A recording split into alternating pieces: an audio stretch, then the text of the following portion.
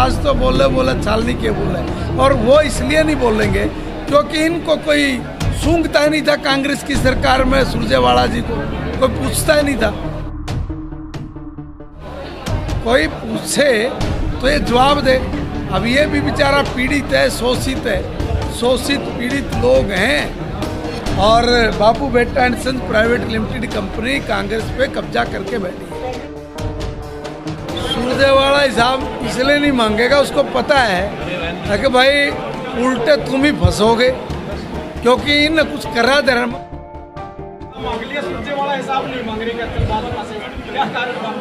सुरजेवाला हिसाब इसलिए नहीं मांगेगा, उसको पता है कि भाई उल्टे तुम ही फंसोगे, क्योंकि इन कुछ करा धर्म। वही तो कह रहा हूँ ना भाई, अगर किसी ने कुछ करा हो तो वो तुलना करे कि भाई देखो हमारी जब गवर्नमेंट थी हमने ये काम किया था और हम लोग पीछे रह गए।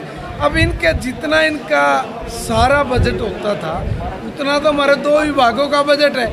इसलिए मैंने कहा छाछ तो बोले छालनी के बोले, और वो इसलिए नहीं बोलेंगे क्योंकि इनको कोई सूंघता ही नहीं था। कांग्रेस की सरकार में सुरजेवाला जी को कोई पूछता ही नहीं था। कोई पूछे तो ये जवाब दे। अब ये भी बेचारा पीड़ित है, शोषित पीड़ित लोग हैं, और Bapu Beta and sons private limited company Congress पे कब्जा करके बैठी है। कांग्रेस में शोषण जिसका उत्तर भाजपा में आ जाता है, इनके भी आने की संभावना है? देखिए बात ये नहीं है, बात ये है कि हम लोगों का बड़ा दिल है, बड़ा जिगरे है। हम लोग देश के हर व्यक्ति की ये पार्टी है, जो चाहे पार्टी में आए स्वागत है। हमारी विचार, हम तो कहते हैं कि हमारी पार्टी सत्ता प्राप्त करना लक्ष्य नहीं है, हमारा लक्ष्य है सबका साथ, सबका विकास, सबका प्रयास और सबका विश्वास।